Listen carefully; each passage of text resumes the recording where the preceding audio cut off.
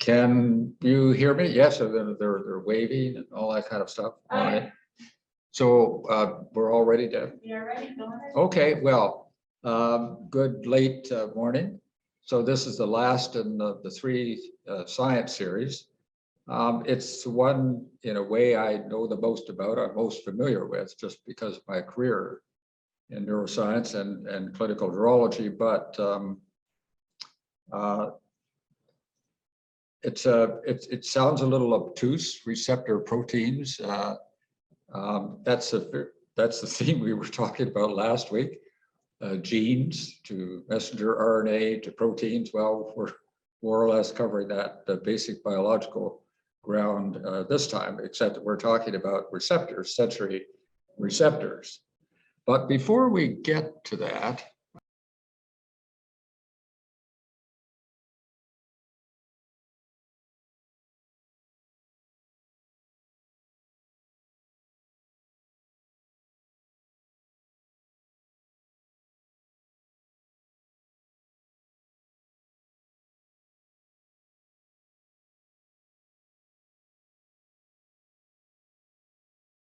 shows what's been happening to the global temperature. So this is a plot of the mean global temperature, and it goes back 24,000 years.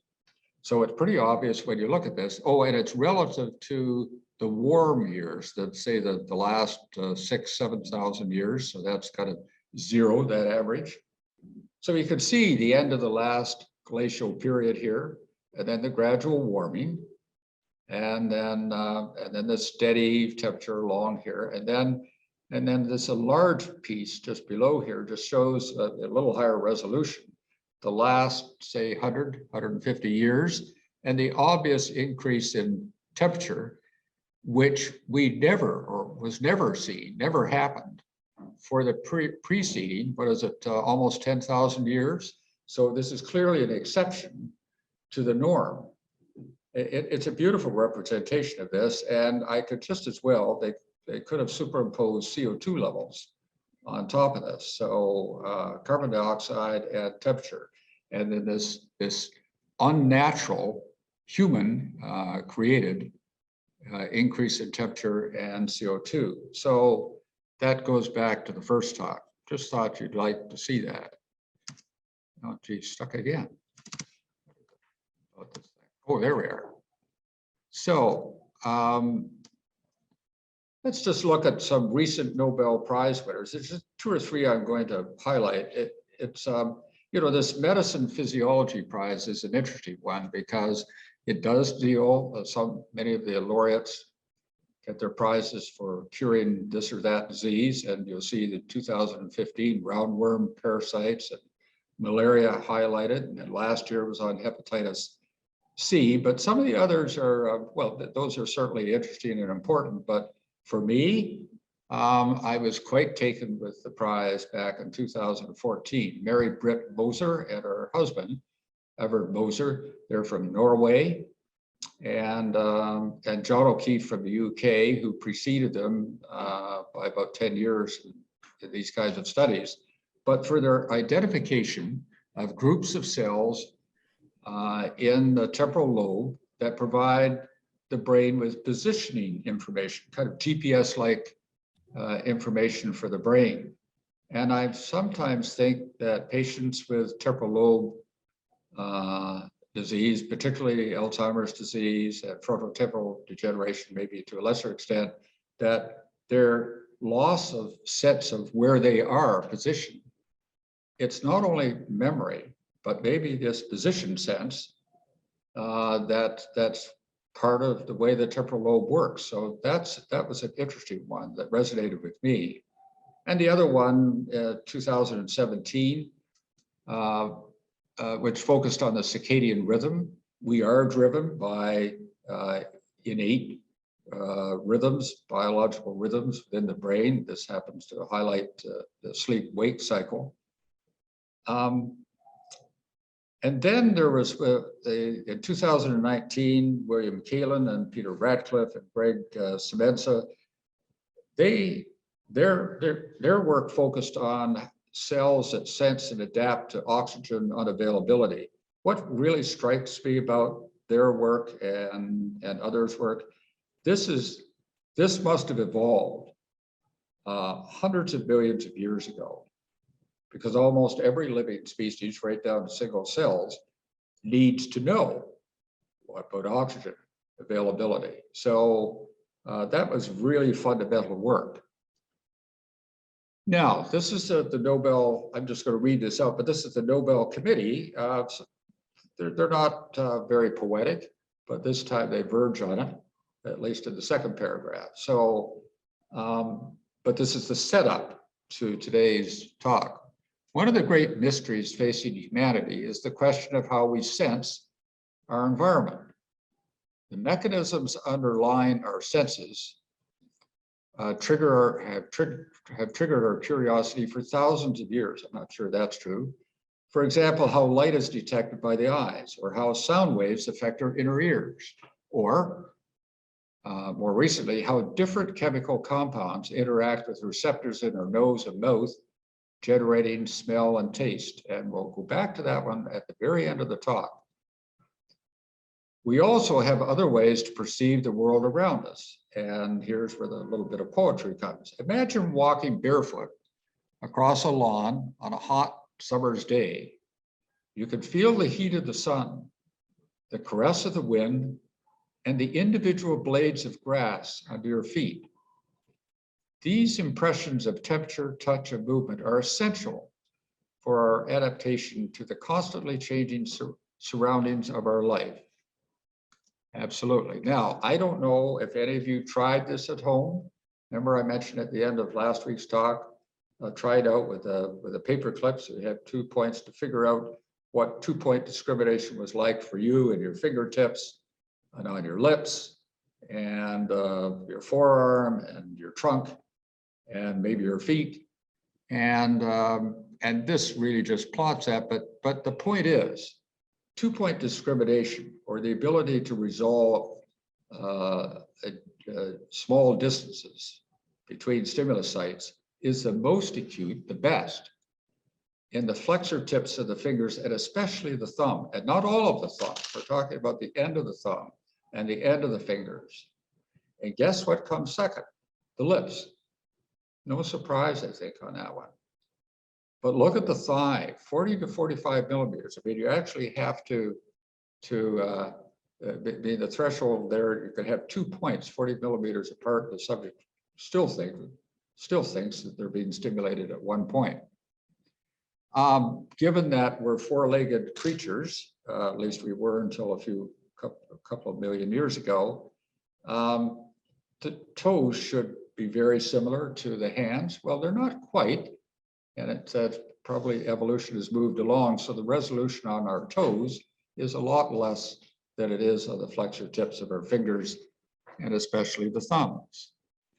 Now, no surprise here that those areas where the resolution of signals is the sharpest have the areas of the brain devoted to those areas are very much larger than the trunk and arm. So here we have this kind of cartoon and a very large hand and fingers and thumbs and large lips and tongue. The artist, somebody didn't direct the artist properly here, because really it is the distal joints of the thumbs and the fingers. It isn't the rest of the hand. It's really the thumb and the flexor tips of the fingers. However, this is the cortical representation, huge areas on the cortex committed to the sensory cortex. We're just speaking now of sensory cortex. The same is true on the equivalent motor side, which is just ahead of this. And the same kind of weighting occurs in the thalamus and other interconnecting pathways in the brainstem. So evolution made some choices about what to develop and what not to.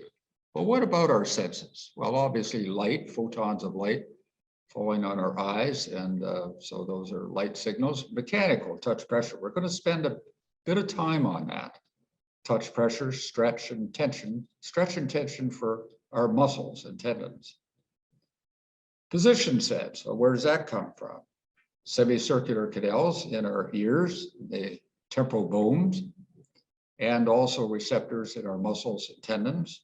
And those, remember I mentioned that Nobel Prize several years ago, place in grid cells in the temporal lobe that provide that GPS navigational capability that our temporal lobes seem to possess.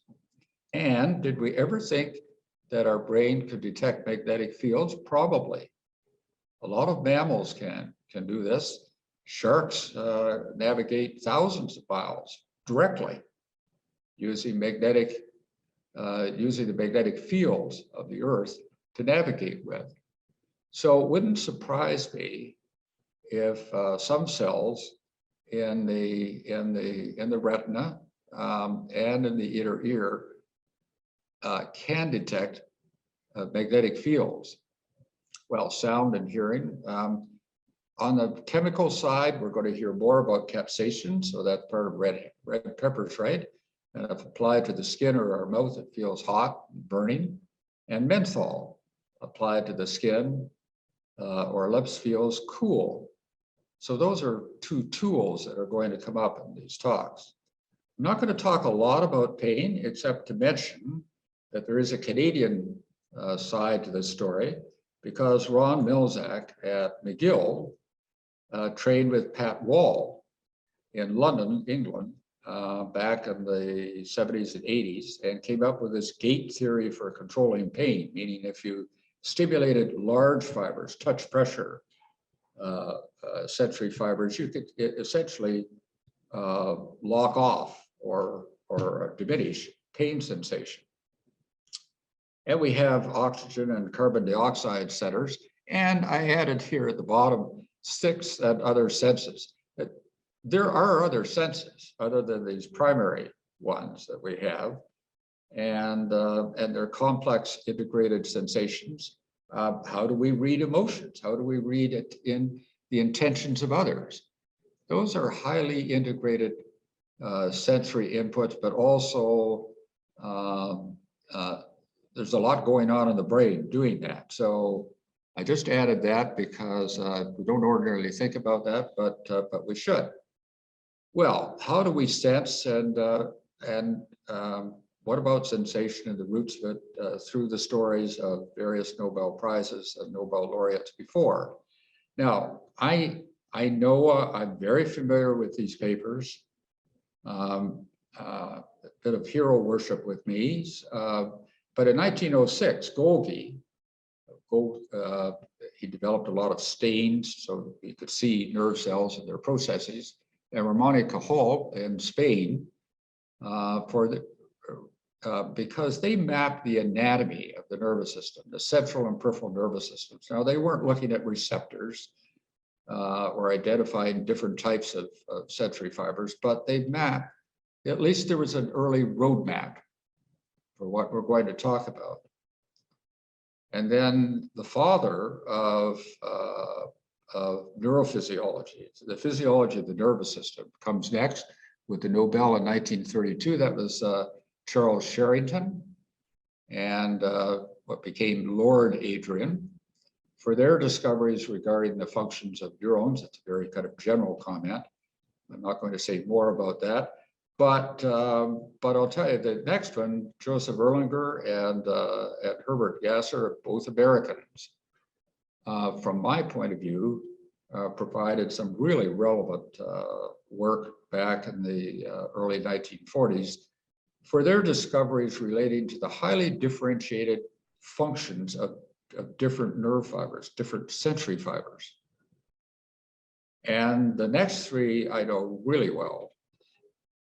So that was the Nobel Prize in 1963 to John Eccles, who was a sometime mentor of me later in my career, and Alan Hodgkin and Andrew Huxley, and they rewarded them, the 3 of them, in the same year for their discoveries concerning the ionic mechanisms involved in excitation and inhibition in the peripheral and central portions of the nerve cell membrane. So that was really critical stuff. So what did they actually tell us? Well, I can tell you having taught this stuff, that the work of Hodgkin and Huxley this is a difficult period when they did this research. It was Britain was broke after the war. Both of these people were at Cambridge. There weren't any grants. They had to build all of their own equipment. That included oscilloscopes and stimulators, all of the stuff. So it constantly broke down. And these two brilliant men figured out what the ionic basis of the action potential, the spike the signal that's propagated along nerve fibers. How did that actually work?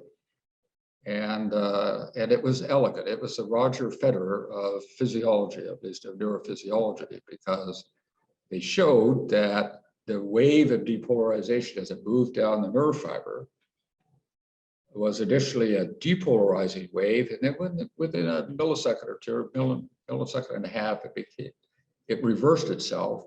The initial one was a sodium inward current, and after that outward repolarizing current was a potassium one, which restored the transmembrane potential after the action potential went by. That work was done in the squid axon. Why the squid axon?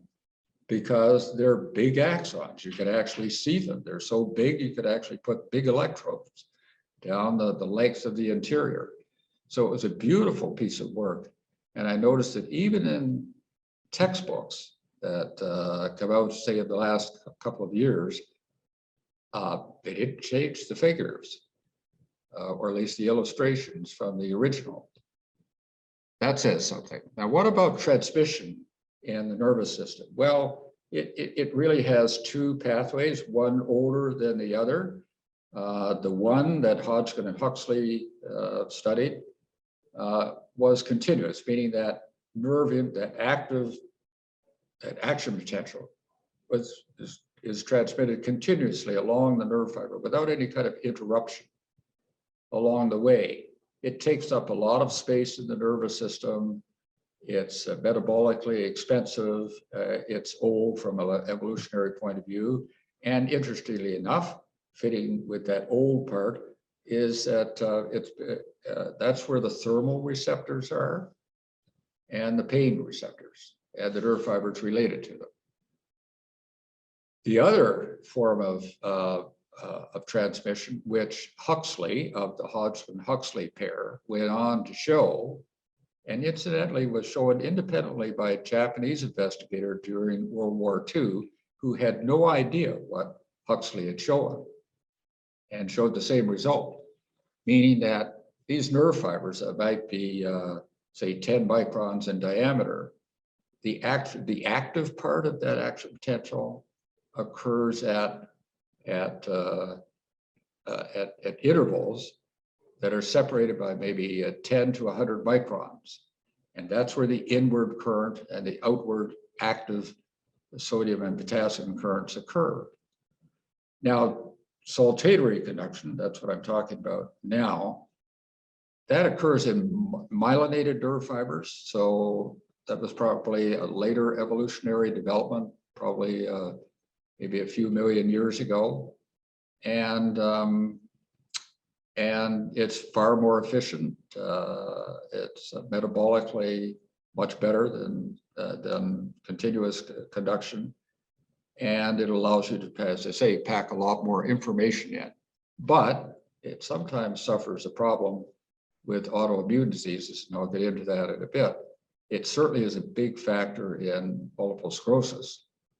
So anyway, we have continuous and interrupted or saltatory conduction in unmyelinated and myelinated fibers. And peripheral nerves are comprised of a broad range of nerve fibers. I mean, if you cut a cross-section of a peripheral nerve, for example, the superficial radial nerve, I can actually feel it on myself. I just rub, there it is, I can feel it, right? I don't know whether the camera shows that, but I can actually feel it. I can feel the branches in the back of the thumb. I can feel another branch up here. That supplies the sensation over the back of my index finger, to some extent the third finger, and the back of my thumb. That's a small skin nerve. It doesn't supply muscles. It's all sensory information, and it's sensory information from the skin and subcutaneous tissues, but not coming from muscle. Well, I'm going to just move ahead a little bit because it's amazing. I mean, there are three of these superficial nerves. The superficial radial, there's the equivalent one in our foot that supplies sensation or receives sensory information from the top of our feet and toes, and the sural nerve that provides sensation from the outer side of our foot. But look, these nerves that are easily palpable, and you can see them. In fact, if you plantar flex your foot, you can see almost all of that superficial cutaneous nerve in your foot. But look how it's jam-packed. It has 2,000 to 5,000 of those myelinated nerve fibers and twice that number of unmyelinated fibers. And look at the speed of transmission. Well, 5 to 60 meters per second for the myelinated ones, and well less than 2 meters per second in those unmyelinated nerve fibers. But if I translated for you this morning that if you were driving a car, how fast would you have to go to match these conduction velocities? Well, the fastest conduction velocity would be 240 kilometers an hour. That's 3 times the speed limit on the QEW. That's how fast information is being transmitted in the fastest conducting nerve fibers in peripheral nerves. In the central nervous system, especially in the fast transmitting motor pathways, it's up to 300 kilometers an hour. So it's blisteringly hot. And and the myelinated fibers as a group, they're the ones that provide this discriminative touch sensation. And the unmyelinated fibers, more or less, mediate pain and temperature sensation. So you're going to hear more about them later, but that sets the stage. Well, now we finally get to the laureates here, David Julius and Ardem Patapoutian, for the discovery of receptors for temperature and touch. Well, it was Patapoutian who took on touch, and Julius looked at temperature. So they actually complemented one another. They did a lot of work independently of one another and came up with similar conclusions. So that's always encouraging. Now, for those who took the brain series, you might remember this illustration, but it shows the skin highly magnified. Now, if you just look at your own fingers and look at those fingerprints, the ridge lines, how narrow they actually are. Well, this illustration is showing 2, maybe 3 such ridges. So this is a lot of stuff packed into a very small space. There are some free nerve endings in the skin. They mediate pain. No surprise that sunburn hurts because there are a lot of free nerve endings in the skin and just underneath the skin. But here are those, when I talked about 2-point discrimination with a 2-point tester like this earlier, and being able to get down to 1 or 2 millimeters of resolution. Here are the receptors that underlie that. These are Meissner's corpuscles. And Merkel's discs here. So 2-point discrimination, that fine discriminative sense that mammals have and humans, and we have in our lips as well, that fine discriminative sensation, that's a result of those 2 encapsulated receptors. So they're the free nerve ending kind of actually ends in this capsule, which consists of connective tissue and other cells. Then there are other encapsulated receptors that are kind of deeper, the Ruffini corpuscle and Pacinian corpuscle. The Pacinian corpuscle is really quite amazing because it can transmit at very high frequencies, say up to 600 hertz. So that's 600 times per second, and do it faithfully. So that's the skin. Now, let's look at these and something about their functional characteristics. So these are the Meissner's corpuscles. They're just underneath, they're very superficial in the skin. They have a small receptive field, just as do the Merkel's discs here have small receptive fields. But their behavior is quite different.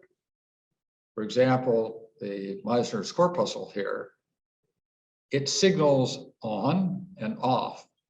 So there's the stimulus at the bottom. I don't know whether you can see it, but it starts here, ramps up, then it's held steady, and then it stops.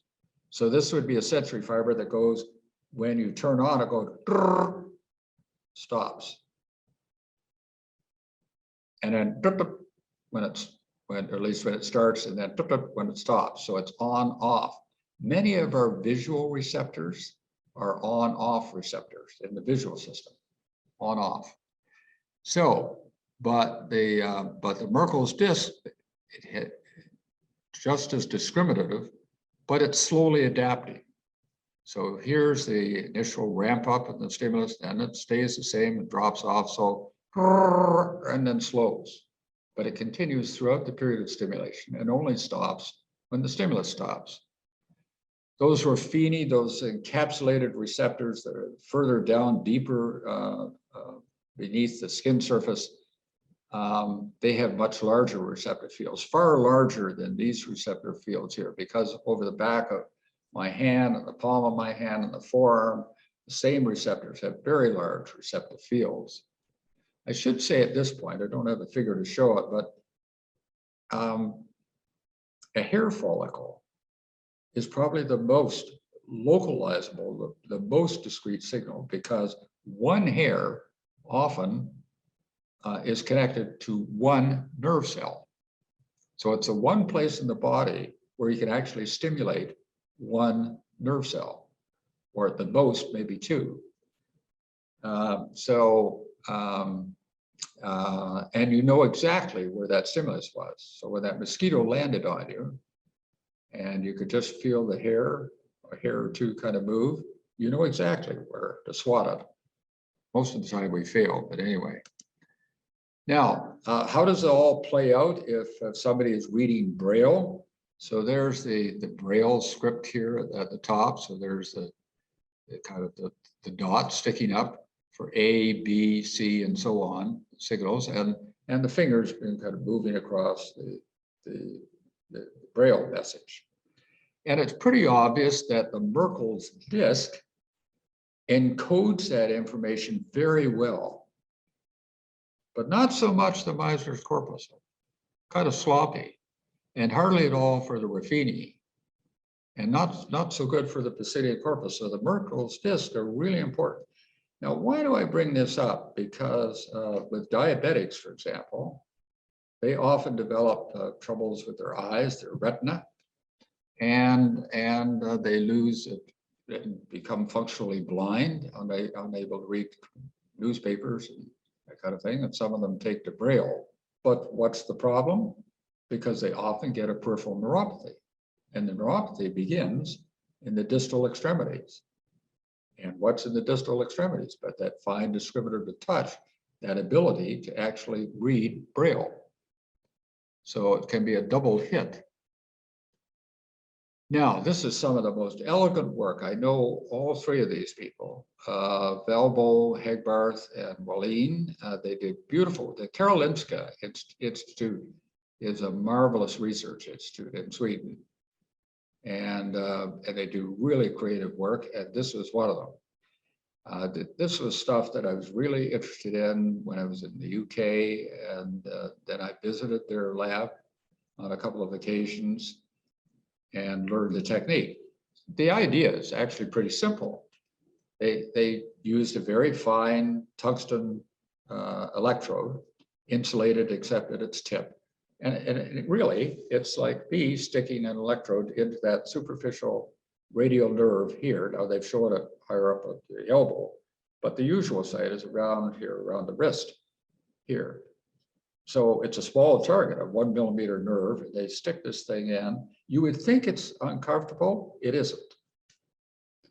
And then once you've got it in the nerve, you find out what its neighborhood is like by stroking the skin or stimulated and trying to find an area which generates action potentials in nearby nerve fibers. And in that way, you can work out in a very elegant way the receptive field and the functional characteristics of individual sensory receptors and individual sensory nerve fibers. It's a beautiful technique, and the only I've been a guinea pig several times, and I've also done it on several people.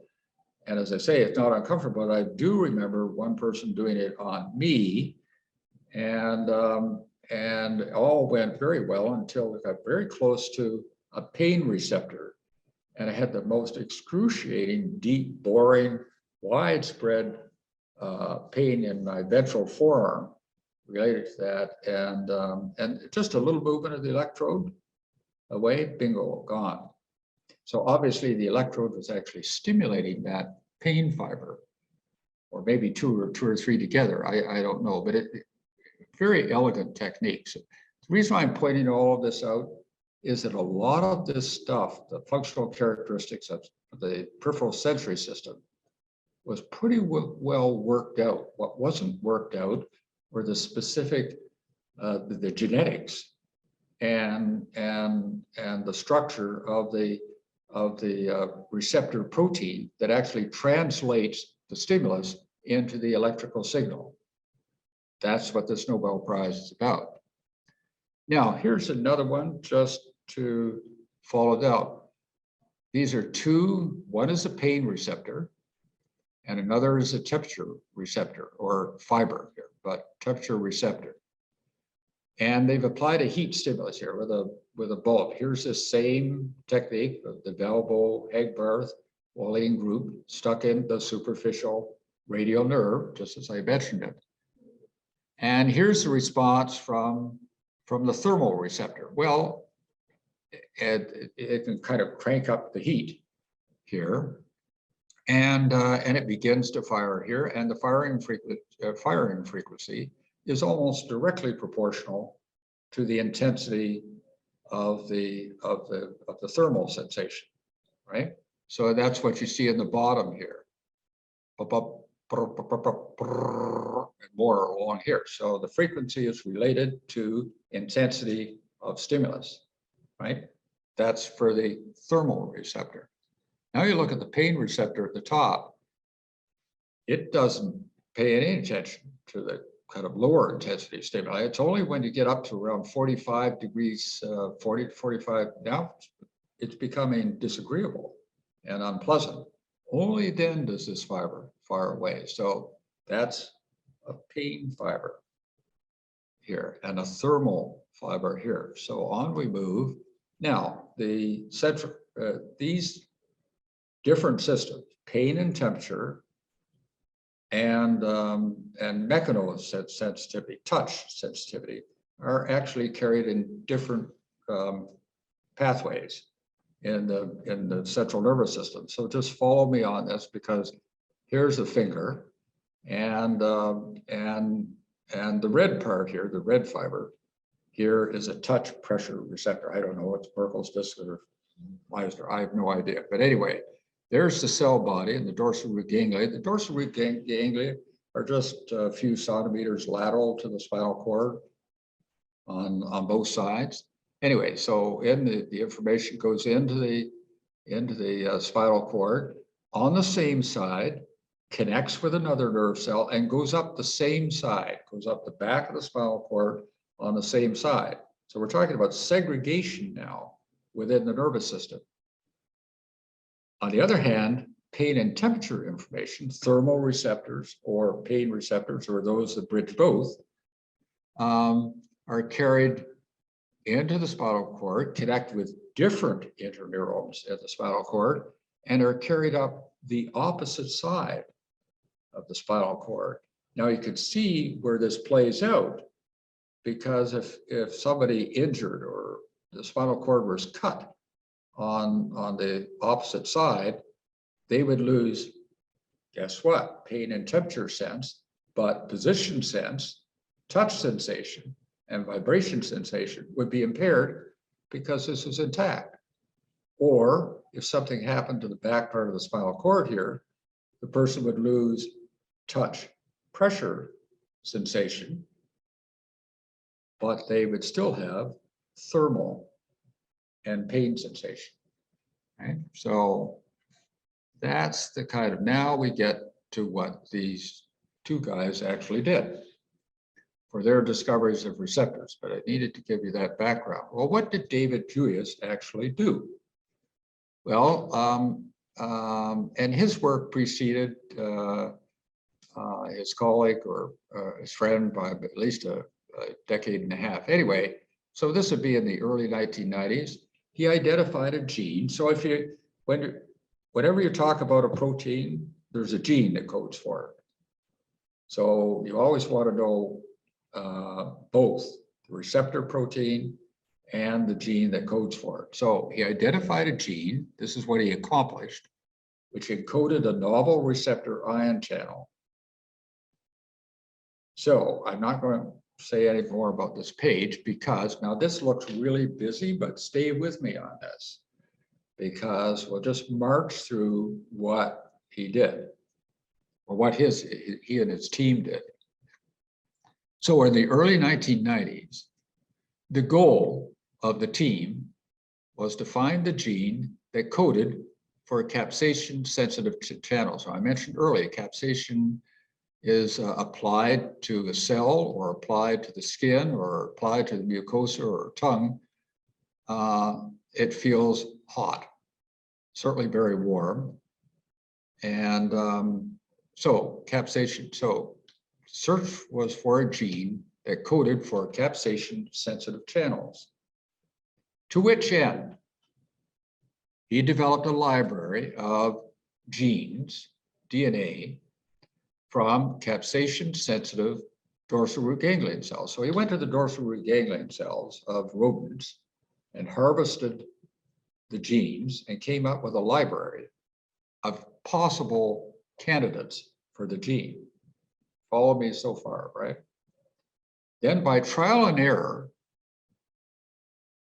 they found one gene in the library that actually conferred that capsaicin sensitivity on these insensitive, capsaicin-insensitive cells. That's what he did. I mean, that's how simple this actually was. So he started out with cells that were not capsaicin sensitive. Then he found a candidate gene that actually conferred that property on those cells by injecting the gene into those cells that were normally insensitive to capsaicin. So if you just remember that, you've got the guts of what both people were doing, because you're going to see that when I get to the mechanoreceptors and muscles and skin, that the approach was very, very similar. Now, what does, I guess, I don't know how much of a surprise it was to them, but when they looked at this receptor protein and the gene, it turned out to belong to a much larger family of genes. Now, just put some evolutionary perspective in this. These genes were probably created or evolved. They've been around for billions of years, right? They might, and even the proteins for millions of years. And so there might be an amino acid different here or there, and maybe a base difference here or there in the gene that codes for it, but these are ancient genes. They have common ancestors throughout a lot of species, from insects to us. So I don't need to say more about that, and I don't need to show you that diagram. Now, what about cold sensation? Well, in the language of Julius, he speaks of non-noxious cold sensation. Well, to you and I, that would be cool. Might even be refreshing, but it's cool, but not noxious. It's not, it's not uncomfortable. That sensation in humans and mice is start starts at around 28 degrees centigrade. It has a remarkable precision. You can detect half a degree centigrade change with this receptor. And in 2002, you can see they started out in the early 1990s. The two teams are working in parallel, but not together. The sensory transducer for cold was independently discovered by Julius and his lab, and Patapoutian and his lab, using the same technique of looking at screens of DNA, checking for the possible genes. In this case, instead of capsaicin, they used menthol because menthol is felt as cool, right? Put it on your skin or your lips. And so they identified another protein receptor, so-called TRPM8, and it joins this larger family of evolutionarily long history family of receptors. So, well, what did we learn about thermal sensation? Well, now this is now in the words of the Nobel Committee. The seminal discovery of the TRPV1, that's the one that Julius discovered, the first one, established the critical role of this family, the whole family of this the TRP channels for sensing temperature. And he found that they were very sensitive over specific temperature ranges. Well, I don't need to read the rest of this because what you need to do is pay attention to this one if you can actually see it. By the way, there's capsaicin up here with red peppers here. You can see here are 6 of these different receptors. There are 6 of these thermal receptors. They each have a range of sensitivity from this is cold, unpleasant cold way out here, and just kind of cool in here, and then the kind of warm receptors along in here. So we don't need to go through that in detail, and I'm sure they'll find more thermal receptors as well. And some of them have dual functions, meaning they register temperature, but they also register pain. So, well, what did Patapoutian do through all of this? Well, he identified genes which code receptor proteins activated by mechanical stimuli, meaning touch pressure. 2 such receptors, which he named Piezo I and Piezo II, represented an entirely novel class of protein receptors which hadn't been identified before. So stay with me again. It's very much like Julius, but instead of starting out with a cell line that there was capsaicin, had no capsaicin sensitivity, here Patapoutian started out with a cell line that did respond to mechanical stimulation, and you could prove that by every time you kind of prodded it with a little mechanical prod like this, touching a single cell, a transmembrane current would be generated, and that was the evidence. And then they went looking for candidate genes, 72 in total, in the cell line, which they thought would code for mechanosensitive protein receptors. Makes sense? And they silenced one gene after the other. So they had 72 candidate genes, and they silenced one after the other. And by the time they got to almost the last one, none of them seemed to code for this mechanical stimulation or sensitivity to mechanical stimulation until number 72. Number 72 was the one that coded for the gene. So they finally eliminated the stimulus associated with touch on the cell with the 72nd in the line.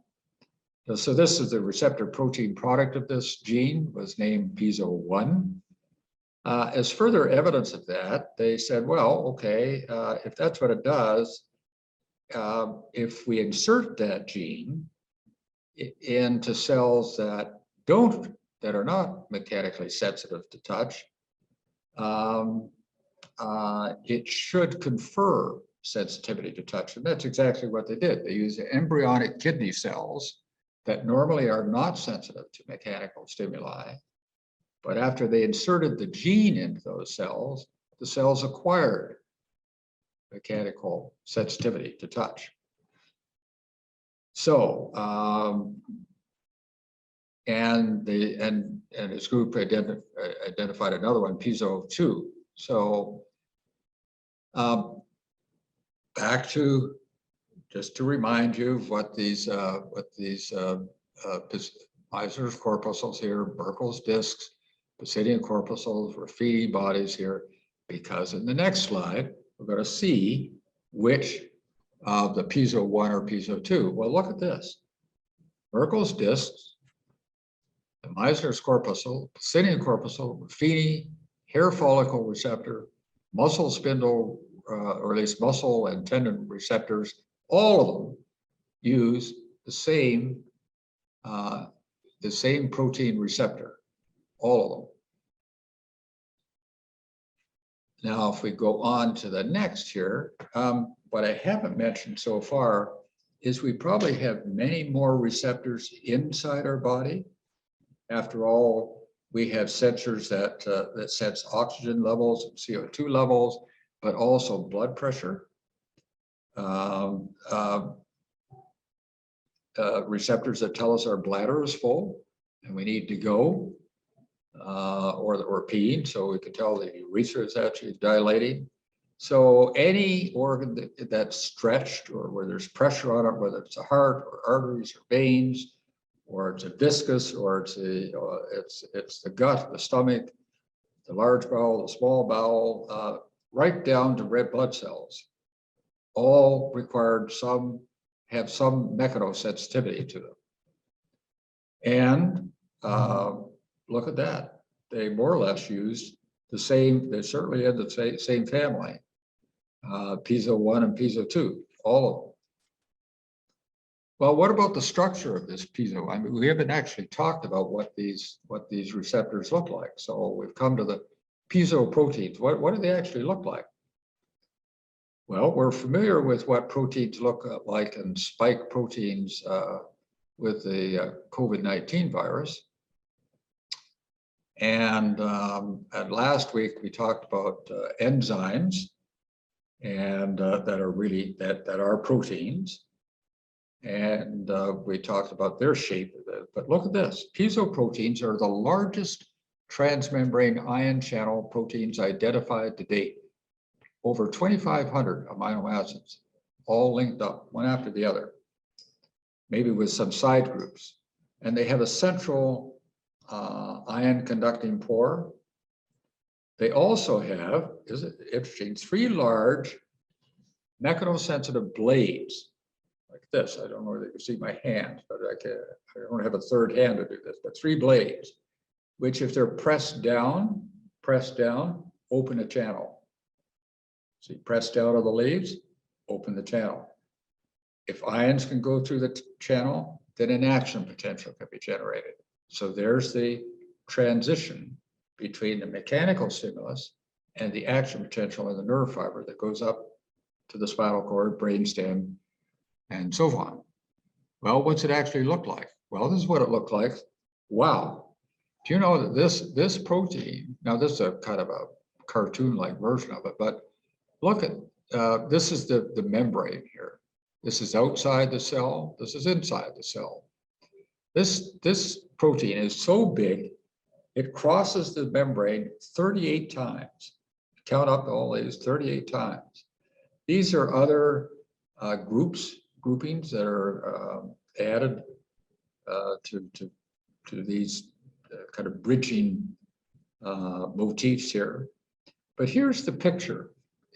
I think this is wonderful because this really does play into last week's session, where now we can actually see these 3-dimensional groups almost down to the atomic level. And so here's this large receptor protein looked at from the side. So this would be the intracellular side, extracellular side here. And there are those, you can see two of the leaves kind of sticking up, and the pore that may have been that may be the pore in the center. But over here, gee, doesn't it look to you like a screw on a marine engine? So these kind of three blades here, those are the three blades kind of sit like this. And then when they're pressed down, open goes the channel. So down, open goes the channel. So that's how they work. So that's really a tour de force to do that. Now,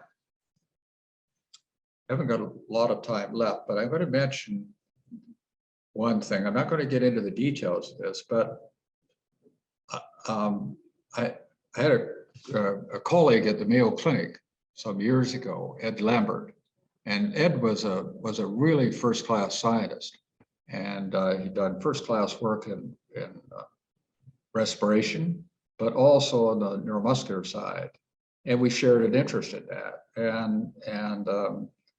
so we were both speculating together. The lights, it was late in the day, everyone had gone home, so we were just kind of talking. And some new nerve muscle disorders have been described just in recent couple of years. And I remember asking him, I said, well, how do you know where to look? And he went to the blackboard and he said, well, this is what we know about nerve muscle transmission. It starts here, next step is here, next step here, next step, so on. There are 12 or 13 steps here. I can guarantee that sooner or later, some disease will be described by something going wrong at one of those 12 levels.